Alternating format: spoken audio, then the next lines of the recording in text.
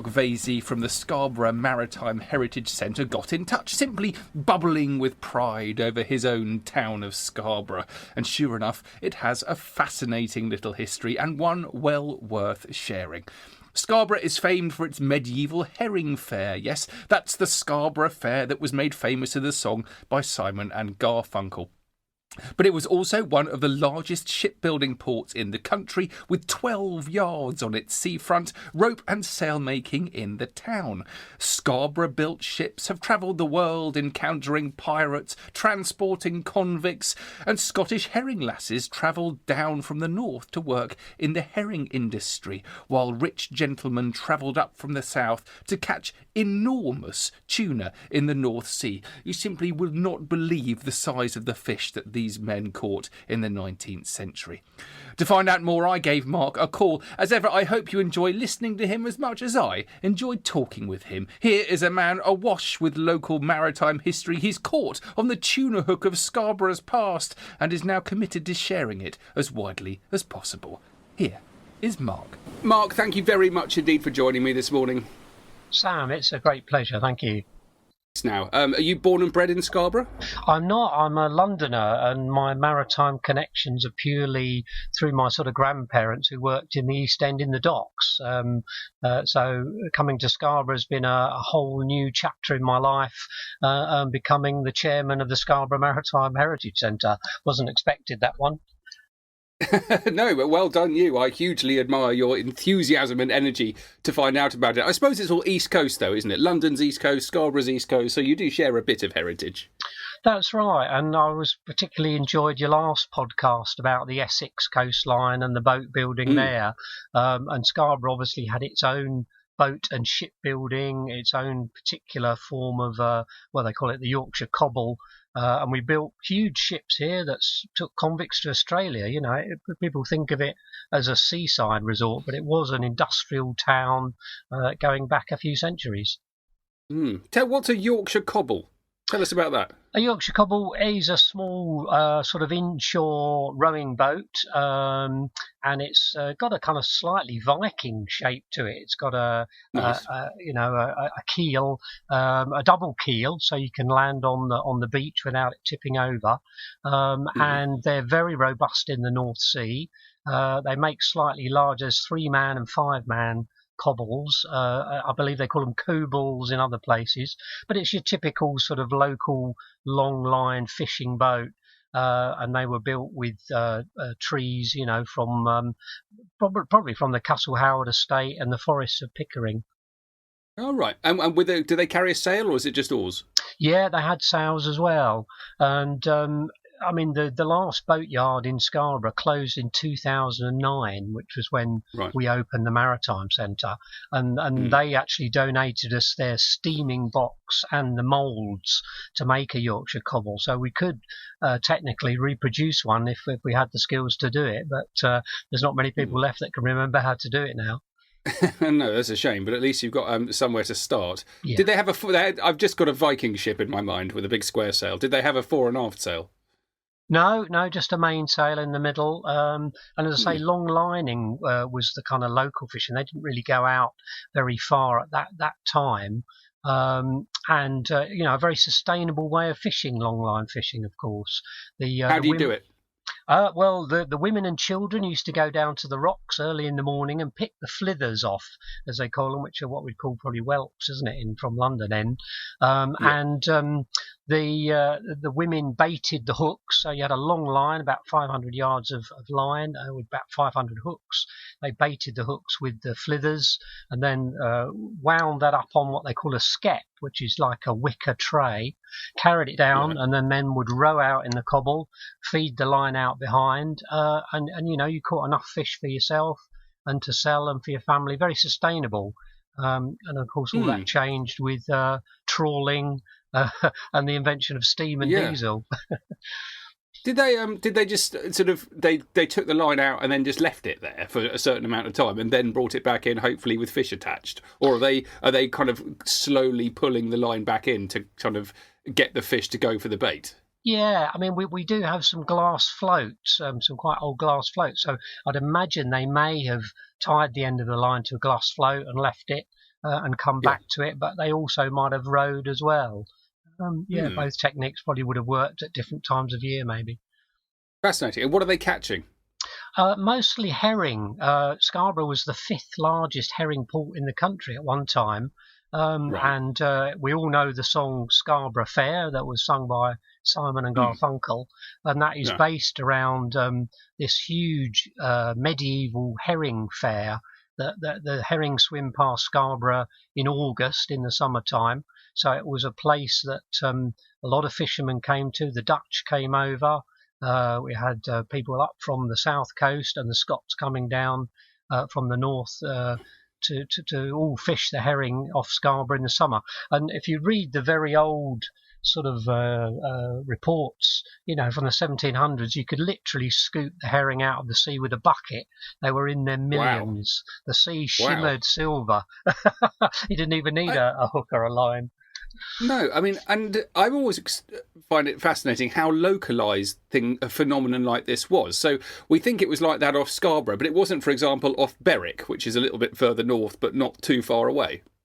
Yeah, I mean, certainly the Scots herring lasses, as we call them, travelled down from sort of Peterborough end. The herring, started to migrate down the south coast in the summer, and the Scottish boats followed the herring down, and the Scottish lasses caught the train or walked, and so Scarborough would be mobbed in the summer with these Scottish herring lasses. And there's lots of lovely old photos of the whole of the harbour area covered in wooden barrels, and these women gutting the herring. 60 a minute, allegedly, the fastest one. That's 1 a second.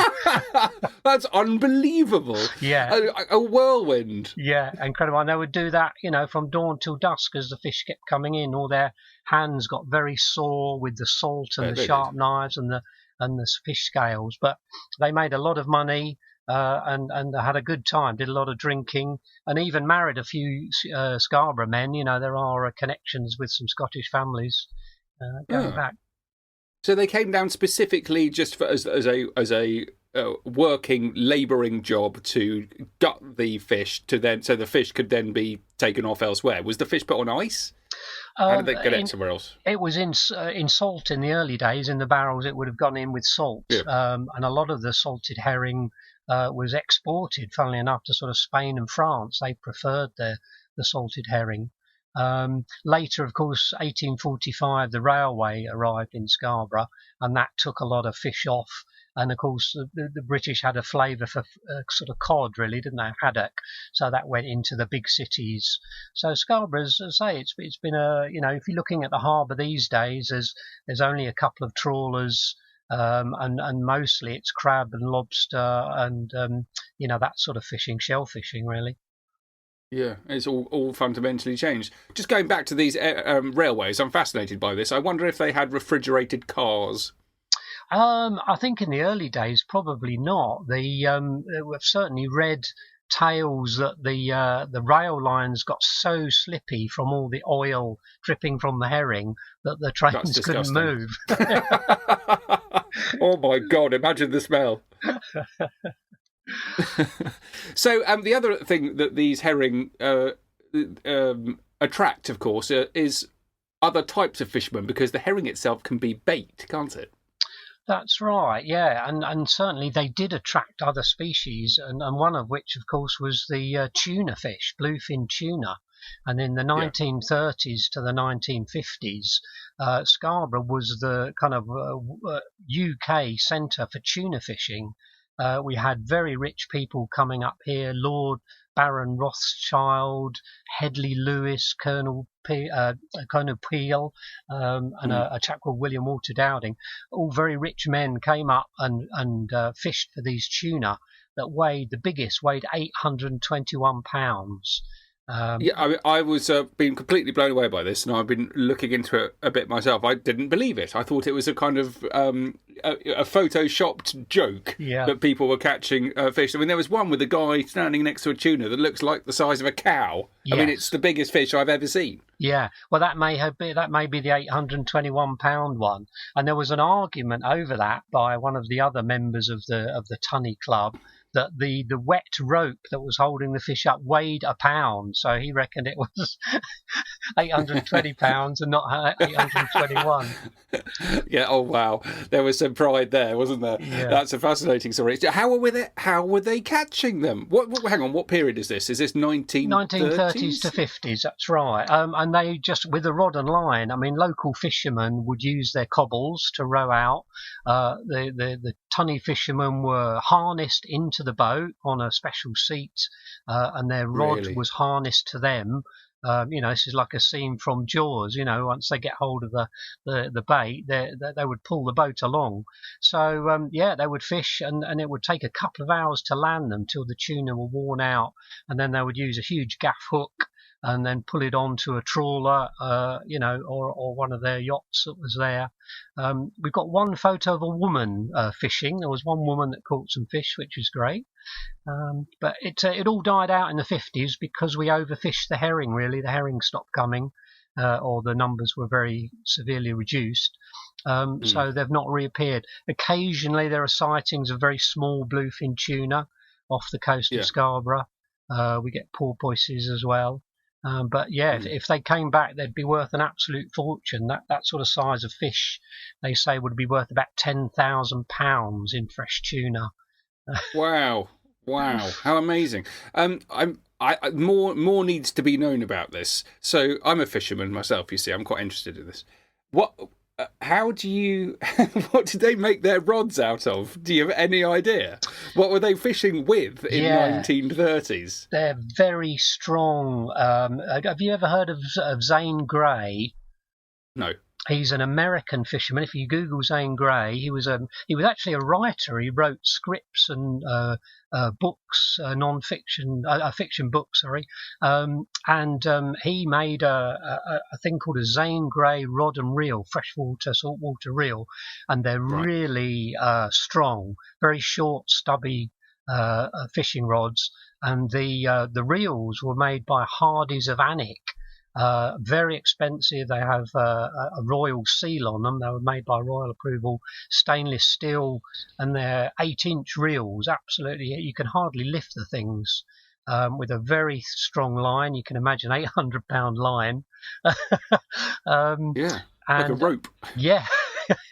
So these things around. We have got a rod and reel in the centre from the 1930s.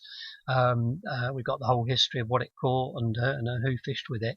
It was an amazing that's wonderful. Time. Yeah, I've just found one actually. This was sold by Bonhams. It is an 82-inch Palacona fishing rod by the Hardy brothers of Alnwick in 6 alternating hexagonal sections of bamboo and hickory. So, wow, with brass and steel fittings.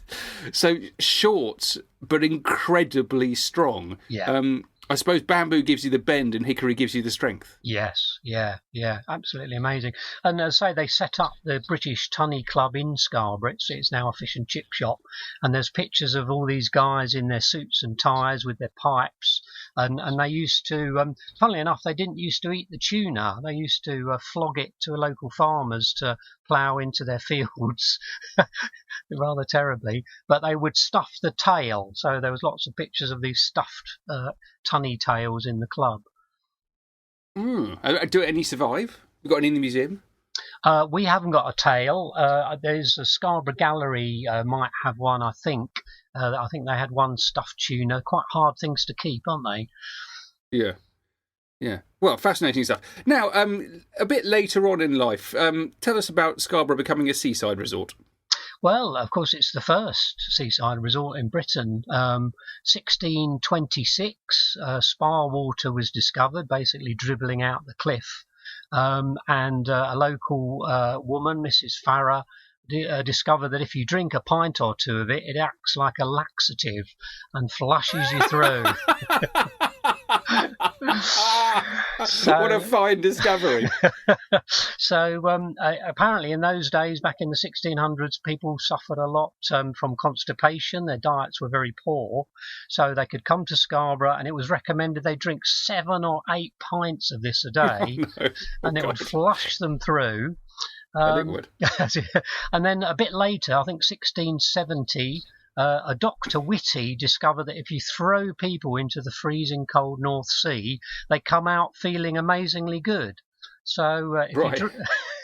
so do you have to have the 8 pints of at the same time? Yeah, I would imagine. Yeah. So sea bathing was really kind of promoted and invented here. The first bathing machines for women to get changed in were about 1735. The men used to swim completely naked, apparently, but the women had to be covered, from head to foot without showing an ankle or an elbow. So tell us about this water. Where does the water coming out of the cliff, does that bubble up from some kind of underground source? It's just a spring, basically, from the bottom of the cliff. The Scarborough's it's just normal water, so it's not like hot water. It's not like you have a bath or something. No, it's not at all. No, it's just what we'd call mineral water, I suppose, these days. And they bottled it and sold it. I mean, sadly, today all we've got is a little rusty dribble coming out with a little plaque saying this is "Do not drink the water." No. What I'd really like about that story is that someone had a couple of pints of it and gave them the trots, and then as they were sitting there in their gripey misery, they went, "Do you know what? I can make a fortune out of this." Yeah, entrepreneurship, yeah. Very good.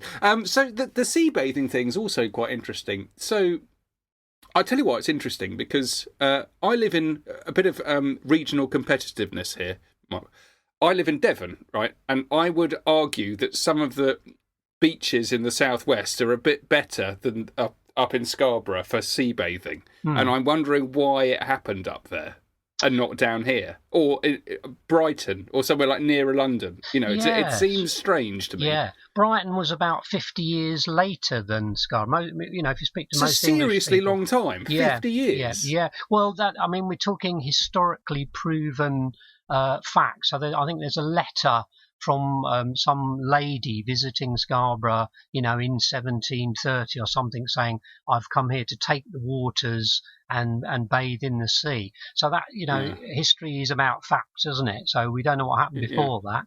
But certainly, historically, isn't it, people were afraid of the sea. There were monsters in the sea. It was dangerous. It drowned fishermen. It was a place that people kept away from. So the invention of the discovery of the spa water attracted people to Scarborough. It was a port where they smuggled brandy and tobacco and tea and everything. So there was already a beginnings of an interest in Scarborough as a place to go to drink water and gamble and drink. And then obviously this invention of freezing cold water making you feel a lot better in yourself added to that, really. So why specifically Scarborough, not Devon or Brighton? Only history can tell us, really. Yeah, it's interesting also hearing about the herring being so thick you could scoop them out in a basket, and also the size of these tunas, these cow-sized tunas. The point is that there were monsters in the sea. And everyone, it's quite easy to ridicule it, but actually, if you look at these old charts, they've got huge creatures. Even the normal fish were massive, like a cod. Yes, at least a yard long, weren't they? The old photos of Scarborough Fish Market, the cod are lying there, and they're over a yard long, metre long. And it's because we allowed fish to grow to their maximum capacity. And now if you see, Sainsbury's has got tins of tuna and it says ethically caught by rod and line. But if you see the videos, they're pulling out little fish, they might be 12 inches long. They're babies. They're not letting them live long enough to grow to the sizes they could. And you'll know from all the old sea charts, all they had was pictures of monsters all over them, wasn't it, really? Yeah. Yeah. And you also have some fascinating military history up there, maritime military history. Tell us about John Paul Jones. Oh, goodness, yeah. It's a real saga with John Paul Jones. He was a Scottish captain, and during the American War of Independence, he was sailing a French ship called the Bonhomme Richard, and he sailed along the east coast of Britain, specifically off Flamborough Head, which is a few miles south of Scarborough, and decided to attack some English shipping. So this is in 1779. So this is, as far as I'm aware, this is the only ever recorded attack of the British ships by American ships in English waters. Yeah, it certainly gave the English a hell of a fright. And also, you have a famous admiral born in Scarborough. Tell us about John Lawson.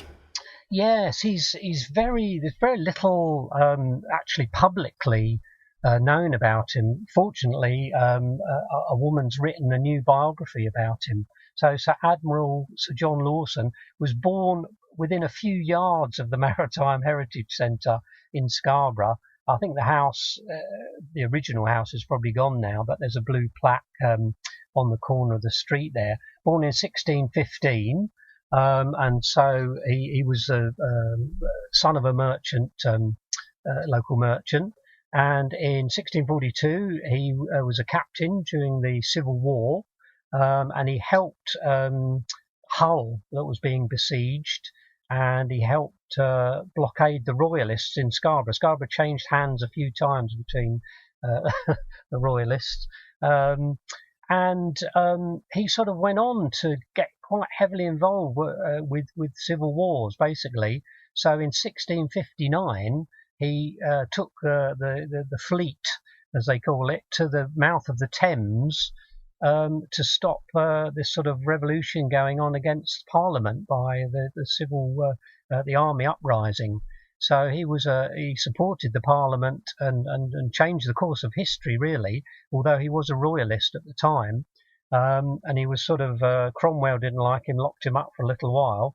But then after that all sort of settled down, King Charles II knighted him, and then he went on to fight in Anglo-Dutch wars. He was in the Azores, and I think he was wounded in Lowestoft in the Second Dutch War. Died in 1665. So amazing story of a little Scarborough lad that really did some very interesting things in history, and really not commemorated in any great shape or form locally in Scarborough. We're trying to change that. Yeah, well, it's a fascinating story, an amazing period as well. I'm very interested in that period. Well, let's just finish off. Tell us about your red phone box, which is the world's smallest maritime heritage centre. This sounds brilliant. Yeah, a couple of years ago, just before lockdown, COVID lockdown, a local woman approached us and said the red telephone, the last red telephone box on the seafront by the harbour, is going to be removed. BT are going to take it away. Everybody's got a mobile phone. Nobody's using it. Surely this is a historical thing. Can't we do something to save it? So we contacted them, and for the princely price of £1, we adopted it. As you'll probably know, some phone boxes have turned into defibrillator sort of sites or libraries.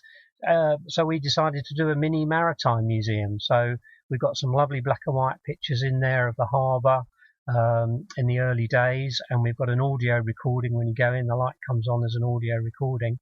And I think the best thing for me about it is we found a photograph of a Victorian man standing on the exact spot this phone box is in about 1890 or something. Little did he know, the phone was going to be invented, and he would have been standing in our phone box. That's wonderful. Mark, thank you for sharing these wonderful stories with us, and hopefully it will encourage lots of people to go and visit Scarborough and to investigate the wonderful maritime history of that area. Great, thank you very much.